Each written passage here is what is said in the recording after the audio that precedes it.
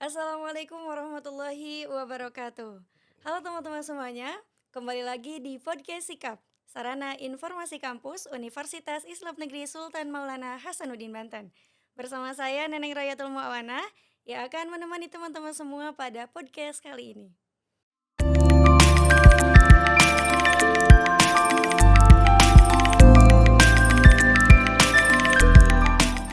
Oke teman-teman, pada podcast kali ini kita akan membahas terkait salah satu fakultas yang ada di UIN Sultan Maulana Hasanuddin Banten, yaitu fakultas yang berfokus pada pendidikan dan pengajaran. Nah, pastinya tidak asing kan? Ya, betul, yaitu Fakultas Tarbiyah dan Keguruan. Nah, pada hari ini kita sudah kedatangan narasumber yang sangat luar biasa, yaitu dari Wakil Dekan 1, Wakil Dekan 2, dan Wakil Dekan 3 Fakultas Tarbiyah dan Keguruan. Mari kita sama-sama kenalan dengan Wakil Dekan 1, 2, dan 3 Fakultas Tarbiyah dan Keguruan. Halo, selamat siang Bapak Ibu. Selamat Eh, siang. Gimana kabarnya Bu, Pak? Alhamdulillah Alhamdulillah baik. baik. Oke, boleh kenalan dulu untuk namanya ke teman-teman semua karena ini baru ya Pak ya. Baru ya. Boleh kenalan dari Wakil Dekan 1 terlebih dahulu. Baik, saya Dr. Supardi MPD PSD, Wakil Dekan 1 Bidang Akademik dan Kelembagaan. Oke, lanjut ke Wakil Dekan 2. Saya Yayu Heriatun, saat ini di Wadek 2 ya, bagian administrasi umum, perencanaan dan keuangan. Dan saya Muhammad Subhan, Wakil Dekan 3, Bidang Kemahasiswaan dan Kerjasama. Oke, tadi teman-teman sudah berkenalan dengan Wakil Dekan 1, 2, dan 3 dan juga bagian-bagiannya. Sekarang kita mengenal tentang Fakultas Tarbiyah dan Keguruan. Nah, kita bertanya terlebih dahulu nih, Fakultas Tarbiyah dan Keguruan itu fakultas apa sih? Tadi kan sudah di-spill tentang pendidikan ya. Tapi kita pengen lebih tahu nih detailnya Fakultas Tarbiyah dan Keguruan ini di UIN Banten tuh seperti apa dan juga prodinya ada berapa gitu, boleh dijawab oleh Bapak Wakil Dekan 1. Baik, Fakultas Tarbiyah dan Keguruan adalah fakultas pendidikan yang mempersiapkan lulusan-lulusannya untuk menjadi dua, sebelumnya ada tenaga pendidik profesional dan juga tenaga pendidikan profesional. Dan kami memiliki 8 program studi atau jurusan. Yang pertama adalah program studi pendidikan agama Islam. Alhamdulillah sudah terakreditasi unggul. Kemudian juga kami punya program studi pendidikan bahasa Arab, juga alhamdulillah sudah terakreditasi unggul. Kemudian kami punya program studi tadris bahasa Inggris, alhamdulillah juga sudah terakreditasi unggul. Kemudian kami punya program studi pendidikan guru madrasah ibtidaiyah, alhamdulillah juga sudah terakreditasi unggul. Kemudian kami juga punya program studi manajemen pendidikan Islam, alhamdulillah juga sudah terakreditasi unggul. Kemudian kami juga punya program studi pendidikan Islam anak usia dini, terakreditasi baik sekali. Kemudian juga kami punya program studi bimbingan konseling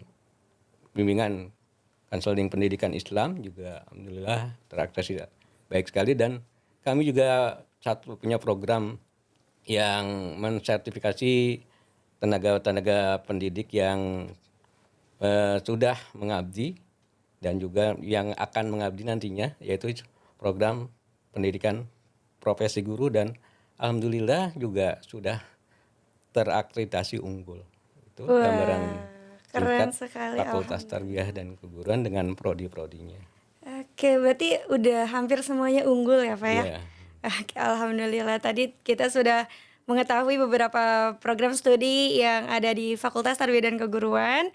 Mungkin teman-teman di sini pengen tahu Pak, keunggulan-keunggulan di Fakultas Tarbiyah dan Keguruan yang membedakan dari fakultas-fakultas yang ada di UIN Banten. Baik, kami punya visi menjadi fakultas unggul dan terkemuka dalam pengembangan ilmu tarbiyah yang integratif dan mempersiapkan lulusan menjadi mahasiswa yang profesional dan berwawasan keislaman dan berwawasan global. Itu. Nah, memang kita salah satu fakultas di UIN SMA Banten yang core-nya atau bidang khususnya adalah menangani bidang pendidikan dan mempersiapkan dua tadi kami katakan, mempersiapkan tenaga pendidik dan juga mempersiapkan tenaga kependidikan. Dalam hal ini memang ada beberapa perguruan tinggi lain yang ada juga menyelenggarakan fakultas pendidikan. Tadi kami core-nya adalah bagaimana kami bisa mengintegrasikan ilmu-ilmu antara ilmu-ilmu umum dan ilmu-ilmu keagamaan, dan juga kami mempersiapkan mahasiswa dengan nilai-nilai keislaman, dan juga di samping nilai di mahasiswa dibekali dengan nilai-nilai keislaman, kami juga berkomitmen memberikan kepada mahasiswa tentang wawasan global yang sedang berlaku saat ini. Oke, berarti itu yang membedakan mungkin dari fakultas-fakultas di UIN Banten dan juga fakultas pendidikan yang ada di luar gitu ya Pak ya. Iya. Jadi itu ada salah satu keunggulan dari FTK UIN Banten teman-teman. Nah kalau misalnya alasan kenapa sih Fakultas Tarbiyah dan Keguruan itu menjadi pilihan yang tepat untuk membentuk tenaga profesional yang mungkin nantinya unggul untuk lulusannya gitu. Baik, kami mempersiapkan mahasiswa untuk menjadi tadi pendidik profesional, dan di sini kami mempersiapkan mereka dengan kemampuan keilmuan dan juga kemampuan praktik, dan juga yang paling utama adalah kami mempersiapkan mereka memiliki kompetensi yang dipersyaratkan berdasarkan standar. Paling tidak kami mempersiapkan mereka memiliki kompetensi pedagogi, kompetensi profesional, dan kompetensi lainnya. Nah, itu juga begitupun juga di yang untuk tenaga kependidikan, kami juga mempersiapkan mereka juga untuk memenuhi standar-standar tentang, misalnya diantaranya ada yang disebut istilah TAS, tenaga administrasi sekolah, ataupun tenaga yang lainnya diperlukan. Kalau sekarang ada istilahnya ada operator dan lain sebagainya.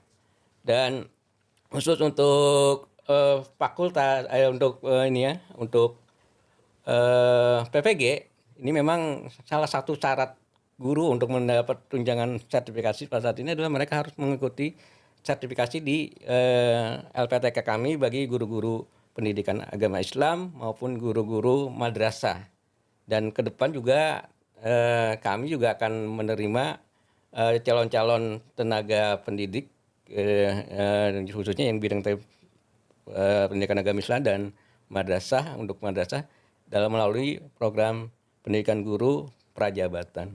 Itu diantaranya. Jadi memang kami mempersiapkan mereka untuk menjadi tenaga-tenaga profesional sebagai tenaga pendidik maupun tenaga kependidikan. Oke, Masya Allah. Tadi kita tadi menyinggung tentang akreditasi ya mutu kelulusan gitu ya. Nih, aku mau tanya ke Ibu mungkin sebagai Wakil Dekan 2, bagaimana sih mutu akreditasi yang ada di Fakultas Tarbiyah dan Keguruan menjamin kualitas kelulusan dari Fakultas Tarbiyah dan Keguruan itu sendiri? Baik, tadi sudah dijelaskan oleh Pak Wadek 1 bahwa kita memiliki 8 prodi, 7 level sarjana, 1 level profesi, ya. Dan secara keseluruhan 6 unggul, 6 unggul 1 baik sekali, karena BKPI belum menghasilkan lulusan, tapi insya Allah mungkin 2 tahun ke depan kita sudah ada lulusannya, kita langsung ajukan reakreditasi. Dan 1 lagi PIAUD, insya Allah minggu-minggu ini kita akan submit untuk instrumen 2.0. Harapan kita PIAUD ini akan hitungan kita ya, coret-coretan kita mudah-mudahan akan mencapai unggul juga, menyusul 6 prodi sebelumnya. Nah, mutu lulusan akreditasi FTK ini di SPMI ya, eksternalnya itu oleh Lamdik, Lembaga Akreditasi Mandiri Kependidikan. Saat itu kita masih menggunakan instrumen 1.0 dan titik beratnya ada di tracer study. Tracer study itu artinya lulusan mahasiswa, bisa kita tracking bagaimana lulusan mahasiswa tepat waktu, masa studi, keterserapan oleh oleh dunia kerja. Nah, ketika akreditasi itu yang menilainya pihak luar. Nah, pihak luar sampai berani memberi kita label predikat unggul, berarti mereka sendiri sudah mengakui. Nah, karena bisa dilihat dari tracking salah satunya dari mahasiswanya, lulusan mahasiswanya. Karena mahasiswa tidak tiba-tiba, itu proses panjang. Jadi begitu orang tua menitipkan anak-anaknya ke kami, ya kami dengan penuh insya Allah tanggung jawab ya, mereka itu ini loh mahasiswa tolong didik gitu ya, untuk mencapai masa depan yang kita sebagai orang tua ya, kalau saya refleksi sebagai orang tua, anak-anak kita harus jauh lebih bagus daripada kita. Nah, kami di Fakultas Tarbiyah insya Allah dengan dosen, dengan tenaga kependidikan, kita bersama-sama mewujudkan amanah yang sudah dititipkan ya, dititipkan mahasiswanya, kita didik. Jadi bukan hanya tentang tadi sudah disebutkan, bukan hanya masalah pedagogi profesional, tapi juga kita ada beberapa program unggulan yang kita bahas ya, tentang seperti emosionalnya. Kita punya, mereka lebih aware terhadap lingkungan, terhadap karena kita core-nya Islam ya, kita punya program unggulan juga ya. Insya Allah ke depan ya kita ada seperti minggu pertama, minggu kedua gitu, setiap in a week gitu ya. Dalam satu minggu itu 2 hari kita bagaimana peningkatan kompetensi yang bisa mendukung lulusan mahasiswa FTK itu bisa terpercaya lulusannya. Kita berharap sih begitu mahasiswa kita lulus, mereka bekerja sesuai dengan profil lulusan dari masing-masing prodinya. Karena setiap prodi itu kan mereka merumuskan visi, misi, dan profil lulusan. Dan prodi bertanggung jawab untuk mencapai profil lulusan itu seperti apa, dan itu diterjemahkan oleh sebaran mata kuliah, membekali mahasiswa agar mereka siap masuk ke dunia kerja. Bukan saya perspektif saya itu mereka siap untuk terjun ke masyarakat, karena kampus itu kan masyarakat kecil. Tapi begitu mereka ke dunia nyata, ke masyarakat, itu bisa diaplikasikan apa yang sudah didapat selama mereka mengemban ilmu khususnya di FTK, itu bisa diterapkan di masyarakat.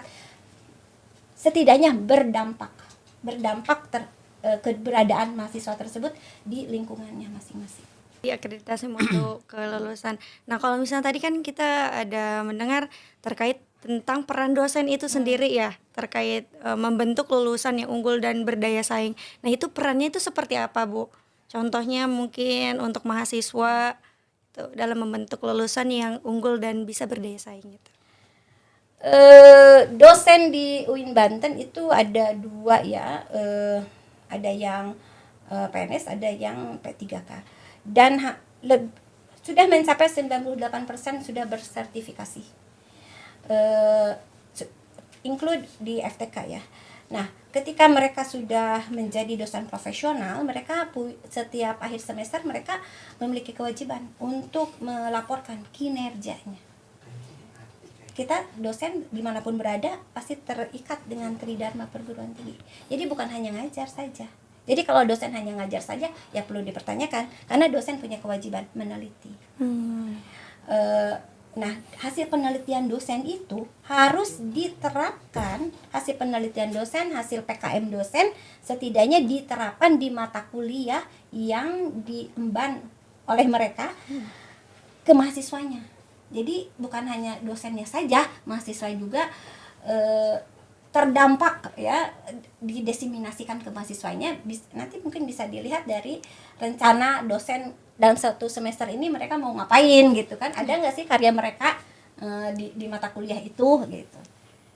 Jadi rata-rata ya kita 98% sudah bersertifikasi dosen profesional, dan bukan hanya itu, beberapa dosen sudah punya kompetensi lain. Ada yang sebagai di kami itu ada yang namanya asesor. Asesor bukan hanya di level perguruan tinggi tapi juga di pendidikan dasar dan menengah. Jadi ada asesor SM.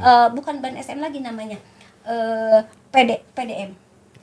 Ya, asesor PDM pendidikan dasar menengah, ada asesor Lamdik ya, asesor sendiri Lamdik, ada juga yang menjadi instruktur ya, instruktur mungkin menjadi fasilitator di tingkat nasional untuk moderasi beragama atau yang lainnya ya.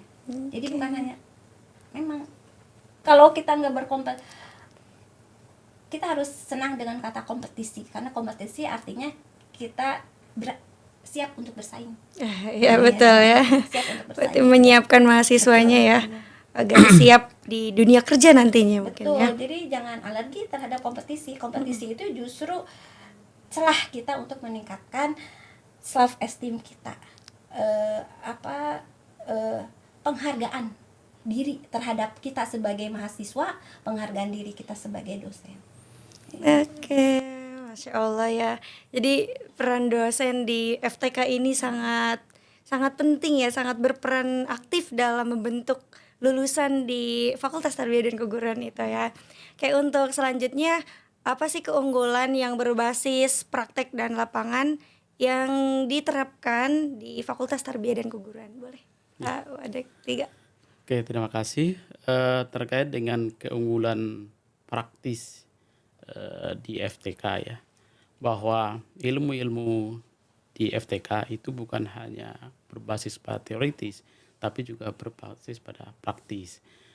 Di kampus ada beberapa mata kuliah yang langsung dipraktekkan, di samping kemudian di akhir kita juga ada istilahnya PLP integratif. Pengalaman lapangan pendidikan yang diintegrasikan antara ilmu-ilmu keguruannya dengan kependidikannya dan juga yang lainnya. Dan integratif, kalau kita pada tahun-tahun sebelumnya itu ada istilah KKN dan PLP khusus untuk praktek mengajar dan kependidikan. Nah, kependidikan itu untuk MPI. Jadi di FTK ini yang perlu dipahami bersama-sama adalah bukan hanya mempersiapkan untuk menjadi tenaga pendidik, tapi juga mempersiapkan untuk menjadi tenaga kependidikan. Nah, untuk tenaga pendidikan yaitu untuk MPI, sedangkan yang lainnya itu terkait dengan pendidik atau pengajar. Barangkali itu. Jadi, nah kemudian terkait dengan integratif Kokertanya, kalau yang tadi kita sampaikan kalau dulu itu masih dihandle oleh LP2M, nah sekarang itu kita handle untuk Kokertanya yaitu terkait dengan pengabdiannya di masyarakat kecil yang ada di madrasah maupun sekolah yang kita jadikan tempat untuk PLP integratif itu. Jadi kita berharap dengan demikian mahasiswa kita itu mempunyai bekal yang cukup ya untuk kemudian praktek mengajarnya dan juga untuk kemudian nanti dia itu bermanfaat di lingkungan yang lebih kecil di madrasah maupun di sekolah. Walaupun kemudian nanti itu gambaran kecilnya, tapi nanti ke depannya juga kita berharap mereka itu mempunyai peran yang lebih luas di masyarakat. Tapi dengan integratif itu kita berharap mereka itu memahami skup yang lebih kecil terlebih dahulu. Baru kemudian nanti ketika terjun di masyarakat tentunya kita berharap lulusan kita itu juga bermanfaat secara luas di masyarakat. Nah, terkait dengan hal itu barangkali tidak dapat dipungkiri bahwa lulusan FTK lebih khusus dan mungkin juga lulusan UIN atau perguruan tinggi agama Islam itu kebanyakan kalau kita lihat perannya di masyarakat sudah terbukti. Apalagi dosen-dosen di kita tadi sudah disampaikan oleh Bu WD2, ada terkait dengan Tridrama Perguruan Tinggi, pendidikan, penelitian, dan pengabdian. Nah, pengabdiannya itu sudah tidak diragu lagi ya, dosen-dosen kami itu melakukan pengabdian di masyarakat. Barangkali itu. Oke, berarti ya sangat menarik sekali memang betul teman-teman, karena kebetulan aku dari Tarbiyah juga, jadi dari semester 7 juga kemarin merasakan untuk praktiknya ya benar-benar kita fokus pada pendidikannya, tidak bercampur ke masyarakat. Jadi kita fokusnya langsung ke pendidikannya teman-teman. Jadi jangan ragu untuk masuk TFTK ya. Yes. Oke, kan kalau di FTK ini, kalau di fakultas-fakultas lain juga ada yang namanya Ormawa, Bapak. Ya. Nah, ini bagaimana sih peran dari fakultas sendiri untuk mendukung kegiatan-kegiatan yang di Ormawa FTK itu Ya, sendiri? siap. Di kami di FTK itu ada organisasi kemahasiswaan yang kita sebut Ormawa. Ada SEMA, DEMA, tingkat fakultas tentunya ya. Kemudian juga HMPS. Di setiap prodi ada HMPS kecuali yang PPG kan. PPG belum ada ya. Tapi kalau yang lain semuanya ada HMPS, himpunan mahasiswa program studi. Nah, di setiap HMPS atau SEMA Modema oleh kami itu ada anggaran-anggaran untuk kegiatan mereka. Ini bentuk dukungan kami supaya kegiatan-kegiatan yang diprogramkan oleh Ormawa, terutama dalam hal ini adalah HMPS, itu berjalan dengan baik. Kami memberikan support terkait dengan anggaran, dan alhamdulillah untuk tahun kemarin anggaran itu terserap habis oleh Ormawa. Nah, oleh Ormawa diwujudkan dalam berbagai kegiatan-kegiatan, diantaranya kalau di bahasa Arab ya, Neng ada di bahasa Arab ya, Iya. itu ada gerabah ya, Iya, ada gitu. lomba-lomba antar sekolah maupun madrasah yang berbasis kepada keilmuan yang ada di bahasa Arab. Kemudian juga ada di PGMI juga ada lomba-lomba kesenian yang itu sasarannya adalah siswa madrasah maupun sekolah ya, sekolah SMA, SMK dan sederajat. Nah, kita berharap dengan itu ada FTK memperkenalkan diri dan mereka antusias nantinya untuk menjadi calon-calon mahasiswa di Fakultas Tarbiyah dan Keguruan. Sebagaimana kita ketahui, barangkali mahasiswa FTK itu terbanyak di antara fakultas-fakultas yang lain yang ada Iya, di betul. UIN Sultan Maulana Hasanuddin. Walaupun kemudian ada beberapa prodi barangkali ya yang akhir-akhir ini mengalami kemerosotan, tapi insya Allah nanti dengan berbagai kegiatan-kegiatan yang ada, baik dari kami maupun dari Ormawanya sendiri mensiarkan, mempromosikan penerimaan mahasiswa baru, mudah-mudahan nanti tahun ini mengalami kenaikan calon mahasiswa kita. Oke, kalau misalnya itu kan berarti untuk fakultas sangat mendukung ya Mendukung, kegiatan-kegiatan yang diadakan oleh Ormawa itu Ormawa. sendiri. Nah, kalau misalnya dari fakultas ada nggak sih ada program yang menarik gitu, yang bisa menarik untuk calon mahasiswa baru masuk ke FTK? Misal kayak pameran atau lomba-lomba yang ini mungkin? Ya, untuk tahun-tahun kemarin belum kita realisasikan, tetapi untuk tahun ini insya Allah tahun 2026 kita punya program terkait dengan lomba robotik ya, yang itu tingkat fakultas ya. Jadi kalau yang tadi itu adalah Orma itu mengadakan kegiatan-kegiatan lomba antar sekolah yang motori oleh HMPS mahasiswa. Nah, untuk ini digawangi oleh Fakultas Tarbiyah sendiri. Jadi mencoba untuk mengadakan lomba-lomba robotik antar sekolah maupun madrasah, bukan hanya seprovinsi Banten ya, tetapi kita berharap nanti kita coba untuk nasional. Ya, skupnya nasional ya, mudah-mudahan Jabodetabek bisa masuk ke sini. Bisa masuk, kita berharap. Oke, berarti tadi selain kan kalau misalnya mahasiswa Ormawa itu untuk sekolah-sekolah. Nah, kita dari fakultas punya program untuk setiap fakultasnya itu bisa ikut berkompetisi di situ gitu. Oke, Masya Allah sangat menarik sekali ya teman-teman. Nah, kalau misalnya terkait dengan tadi kita di FTK ini tidak jauh dari nilai-nilai keislaman tentunya ya. Nah, bagaimana sih FTK menanamkan karakter, kemudian akhlak, moderasi beragama di diri mahasiswa itu sendiri? Iya. Bagaimana? Penanaman karakter di Fakultas Tarbiyah dan Keguruan suatu hal yang ya pastinya gitu ya, karena kita tahu bahwa Fakultas Tarbiyah dan Keguruan itu mengintegrasikan ilmu-ilmu modern yang berbasis kepada sains dan teknologi dengan ilmu-ilmu keislaman. Nah, penanaman karakter itu kepada mahasiswa diantaranya adalah ada nilai-nilai kode etik yang perlu dipahami dan diimplementasikan oleh mahasiswa. Di antaranya adalah terkait dengan tata cara berbusana, itu sangat ditekankan sekali di Fakultas Tarbiyah. Ya, umpamanya wanita tidak boleh menggunakan pakaian-pakaian yang ketat, kemudian tidak boleh pakai kaos, tidak boleh pakai jeans dan lain sebagainya. Itu adalah bagian dari bagaimana kita membentuk karakter mereka, ya, terutama karakter Islami dari sisi bagaimana berbusana. Dan begitu juga dengan tata cara untuk bertutur kata, berbicara baik sesama teman maupun kepada dosen-dosennya.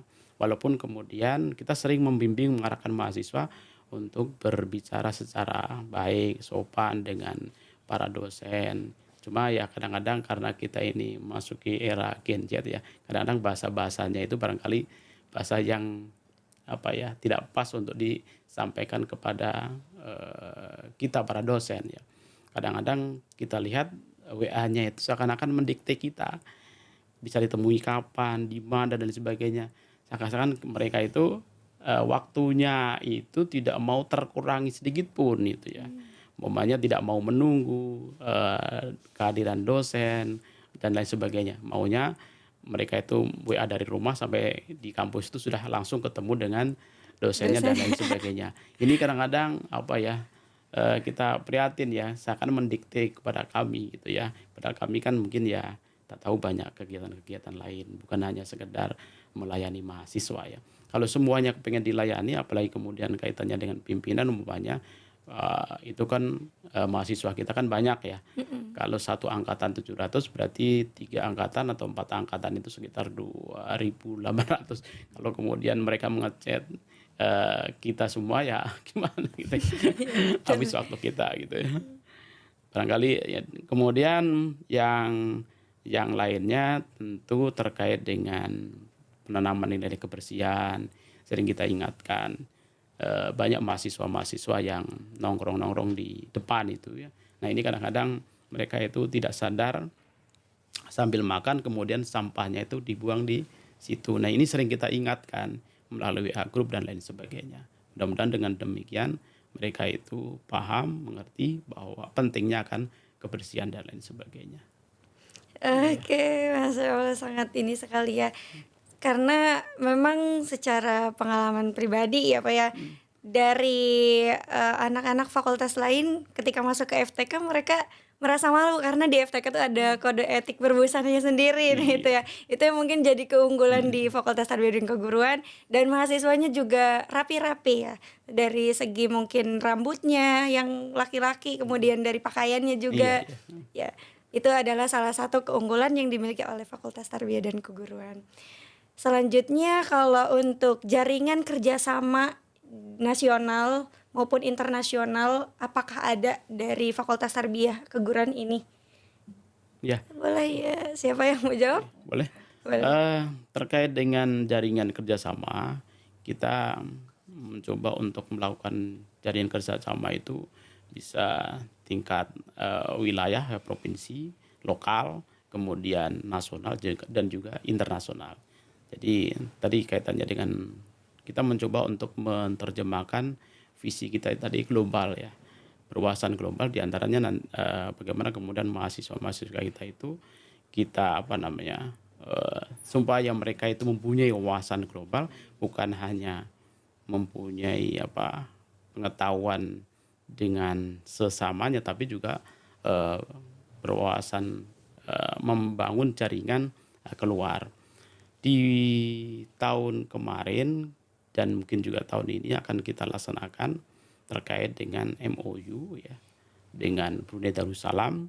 Kemudian yang kemarin-kemarin sudah kita laksanakan MOU dengan Malaysia maupun Thailand.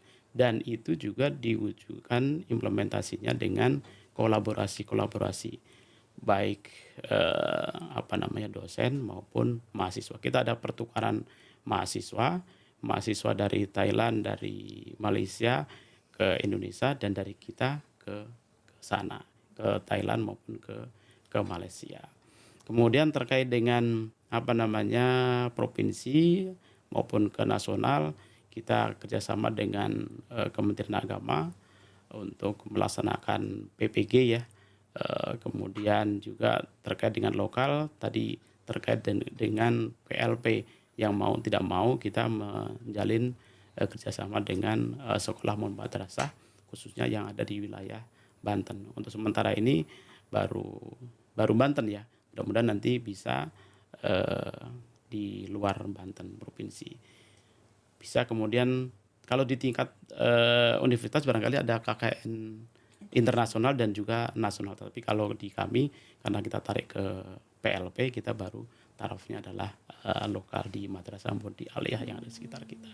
Oke, berarti itu sekarang sudah ada jaringan ke relasi keluar Iya, ya, ada internasional ada, Bahkan nasional ada. ya bahkan Iya. mungkin ada mahasiswa luar ke sini apa ya? Iya, ada beberapa mahasiswa luar yang ke sini ya. Mahasiswa Ya, asing. mahasiswa asing.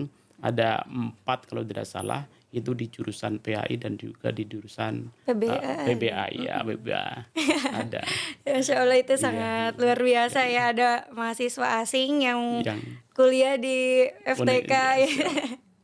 Itu. Nah, bagaimana sih mengapa kerjasama ini sangat sangat penting gitu dan juga menjadi nilai tambah bagi mahasiswa itu. Apakah memang itu menjadi motivasi bagi mahasiswa agar mereka juga bisa keluar atau bagaimana, Pak? Ya. Kita berharap ya dengan demikian ada semacam kolaborasi, penambahan wawasan, pengetahuan bukan hanya terkait dengan di Indonesia tapi juga di luar negeri gitu ya. Walaupun kemudian kita belum memberikan waktu prosesnya yang lama ya, tapi hanya beberapa bulan, tapi mudah-mudahan itu menjadi bagian dari menambah wawasan pengetahuan bagi mahasiswa kita ya. Barangkali itu ya. sangat sangat luar biasa Fakultas Tarbiyah dan Keguruan. Boleh tepuk tangannya untuk tadi kita sudah berbincang-bincang ya terkait banyaknya kegiatan yang ada di FTK, kemudian juga ada tadi dukungan dari fakultas ke Ormawa gitu, kegiatan-kegiatan Ormawa. Adakah sih Pak di FTK ini ada fasilitas unggulan mungkin seperti lab, micro teaching ataupun lain sebagainya gitu di FTK di UIN Banten ini yang menunjang mahasiswa agar bisa menjadi lulusan yang lebih unggul lagi mungkin dan bisa berdaya saing di luar gitu untuk fasilitasnya. Mungkin saya bisa menambahkan ya. Profil lulusan FTK kan menghasilkan tenaga pendidik yang profesional. Kita lihat lab micro teaching itu kita sudah up to date di sisi peralatannya. Ya, jadi labnya sudah khusus dan itu sudah memenuhi standar ketika ada akreditasi. Kita di lab micro teaching ada ruang kontrol gitu ya, dan juga kita menggunakan kamera IREX ya. Jadi setiap langkah mahasiswa ketika apa yang mahasiswa ucapkan dan apa yang mahasiswa lakukan itu terpantau oleh kamera. Jadi memudahkan dosen, khususnya dosen micro teaching untuk melihat apa kelebihan, apa kekurangan, apakah mahasiswa ini sudah layak ikut PLP atau tidak. Ya, itu yang pertama yang di lab micro teaching ya, micro teaching atau fasilitas tahun kemarin kita mengadakan itu ya, ada 2 mesin air, jadi air siap minum. Jadi mahasiswa ke kampus itu cukup bawa tumbler aja. Itu ready to drink ya. Jadi air siap minum ya, jadi tinggal minum aja, nggak perlu. Kita juga mendukung go green. Go green ya, jadi mengurangi sampah plastik lah. Sampah plastik. Jadi tinggal bawa tumbler, isi sendiri. Itu udah matang dan sudah layak minum. Oke. Ya, apalagi ya fasilitasnya. Ada lagi tambahan mungkin dari Ya, kita juga punya aula ya. aula. Nah, kita di gedung, karena kita punya 2 gedung ya. Iya. Berbeda dengan yang lain. Alhamdulillah kan kita punya 2 gedung, ada gedung A dan juga Gedung B. gedung B.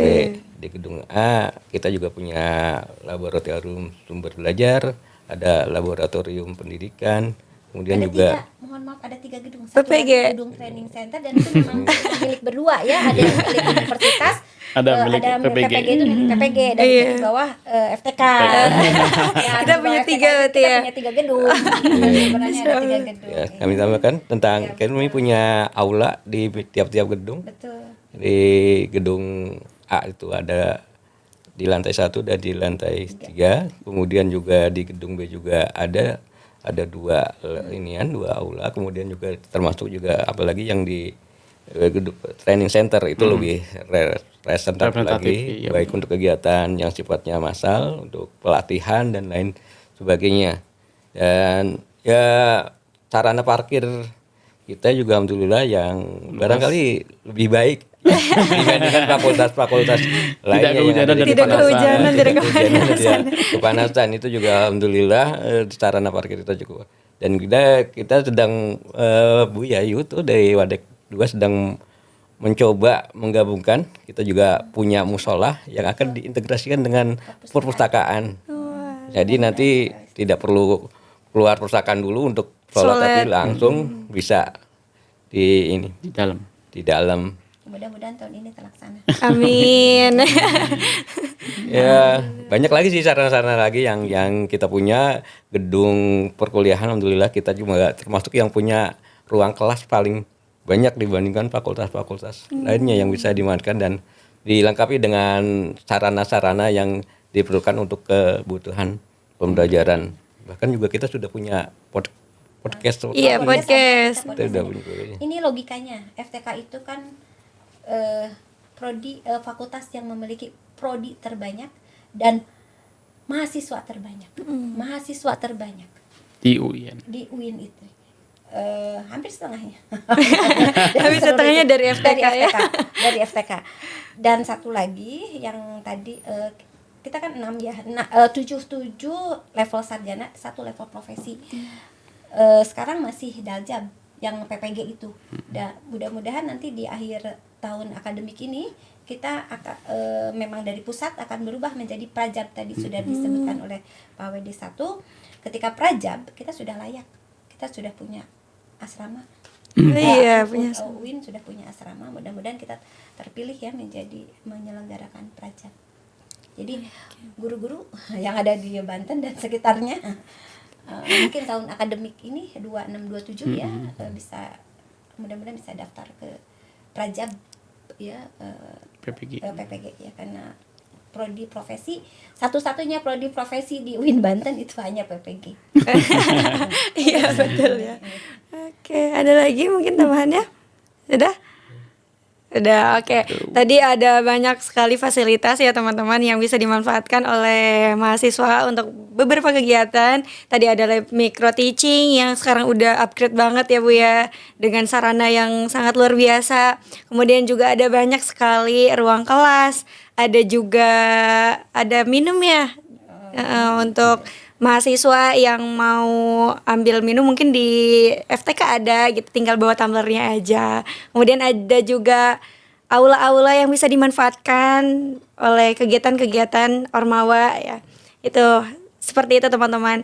Dan mungkin terakhir nih Bapak Ibu, kita sudah ada di penghujung. Kita mungkin mau minta Bapak Ibu ajakan untuk calon mahasiswa baru UIN Banten untuk masuk ke Fakultas Tarbiyah dan Keguruan gitu. Boleh Bapak Ibu?